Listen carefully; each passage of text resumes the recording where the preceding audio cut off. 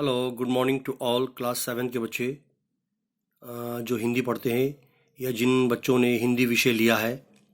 हम आपको पढ़ा रहे थे पार्ट 3, एक थी गाय। हिमांशु जोशी द्वारा रचित इस कहानी में गाय के बारे में वर्णन किया है लेखक ने। भाग 2, पेज नंबर 21, पेज नंबर 21 शुरू करते हैं। पेज नंबर 20 हमने आपको कल पढ़ाया, आप उसको पढ़ते रहिए, समझते भी रहिए। पेज नंबर 21 शुरू करते हैं। वो गाय जो है सोच रही है, जब वो जंगल में घास चरने गई थी तो रास्ता भूल गई और जंजाल में फंस गई। उन घनी झाड़ियों के बीच उसे कोई रास्ता नहीं सूझ रहा था। वो सोच रही थी कि वो खड़ी खड़ी सोचती रहती है। घर में उसका बछड़ा है, वो चिल्ला रहा होगा, दूध से तड़प रहा होगा, भूख से भूखा प्यासा है। फिर जंगल में अनेक हिंसक पशु, खतरनाक जानवर भी रहते हैं। यहाँ तक हमने आपको पढ़ाया था। अब इससे आगे देखिए, पेज नंबर 21। किसी ने कहीं से उसे अगर अपना आहार बना लिया, किसी जानवर ने उसे खा लिया मार कर, तो फिर क्या होगा? वो नन्हा सा निराह कमजोर बछड़ा कहाँ जाएगा, क्या करेगा? जीवित रहेगा, नहीं रहेगा? ये सोचते ही गाय कांप उठी। वो सोच रही है तमाम बातें। तभी नीचे अंधेरे बीहड़ से एक भूखे शेर की दहाड़ जोर से सुनाई दी।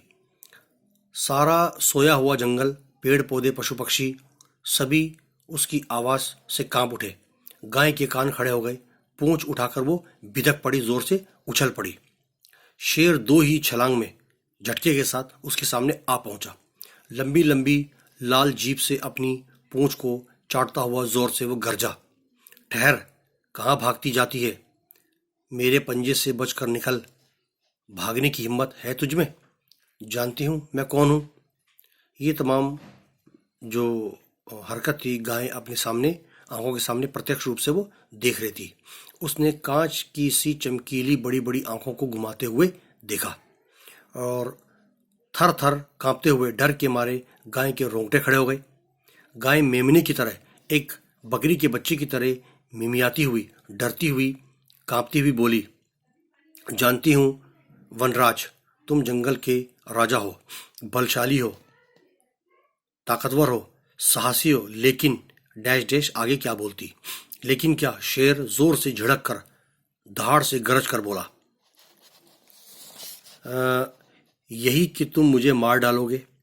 लेकिन फिर लेकिन क्या? भूखा शेर झुंझलाया, गुस्से में चिल्लाया, जो कुछ तुझे कहना है जल्दी जल्दी कह। जानती नहीं कितने दिनों से मैं भूखा प्यासा हूं। फिर अपने तेज पंजों से जमीन को खुरचते हुए घूर कर उसने गाय की ओर देखा।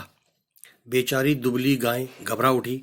लाख प्रयत्न करने के बाद, लाख कोशिश करने के बाद भी उसके मुंह से आवाज न फूटी, कोई आवाज न निकली। बड़ी देर बाद खांसती हुई, कांपती हुई बोली, वन के राजा है वनराज, मैं अपनी मौत से नहीं डरती। तुम मुझे जब चाहो खा लो, लेकिन मेरी एक प्रार्थना है। मेरा घर में एक बछड़ा है, एक बच्चा है, वो बहुत छोटा है। वो केवल मेरे दूध पर ही जीवित है। उसे सिर्फ मेरा दूध ही चाहिए और उसे किसी चीज़ की कोई आवश्यकता नहीं है। कहने का अर्थ हुआ वो मेरे दूध पर ही जिंदा है। एक बार, केवल एक बार मुझे उसे जी भरकर प्यार से देख लेने दो, उसे दूध पिलाने लेने दो। उसके बाद यदि तुम मुझे मार कर खा भी जाओगे, मार भी डालोगे, तो मुझे तनिक भी, थोड़ा भी मुझे मलाल, कोई फिक्र नहीं रहे होगा। शेर बड़े जोर से ठहाका मारकर हंसा और बोला, बड़ी भोली है तू, पर घास खाने वाली भला मुझे क्या चखाएगी? तुम मुझे बेवकूफ समझती हो? अच्छा, तो तू घर जाना चाहती है, मुझसे बचने का अच्छा बहाना बना रही है। अब देखो आगे, पेज नंबर है 22 पर। शेर और जोर से हंसा, ये भी कहीं हो सकता है कि तू फिर लौट कर घर से जंगल में न आए और भूखे शेर से कहे, ले तू अब खा ले, मुझे क्या जरूरत है? जरूरत से ज्यादा इतना सीधा न समझ मुझे, मैं सारी चालाकियां जानता हूं। शेर ने उस भोली भाली गाय से कहा, नहीं नहीं, ऐसा अंधेरा कहीं हो सकता है। मैं ऐसा झूठ क्यों बोलूंगी? तुम्हें बेवकूफ क्यों बनाऊंगी? मैं झूठ नहीं बोलती, कभी भी नहीं। चाहे तुम मुझे अभी मार डालो या बाद में, मैं तुम्हें धोखा नहीं दूंगी। सच कहती हूं, मैं देवता की सौगंध खाकर कहती हूं, मैं वापस आ जाऊंगी अपने बच्चे को दूध पिलाकर। शेर चुपचाप सुनता रहा और गाय कहती रही, यहाँ तक हमने आपको पढ़ाया है पेज नंबर 22 का जो आधा हिस्सा है, और पेज नंबर 23 का वो हम आपको कल पढ़ाएंगे। अब आपने इनको शुरू से, जो एक थी गाय, पेज नंबर 20 और 21 से एक बार इनको आपने अच्छे तरह से पढ़ लो शुरू से, और यहाँ तक आप इसे रीडिंग करते रहो। इससे आगे का जो हिस्सा हम आपको कल पढ़ाएंगे। बहुत बहुत धन्यवाद।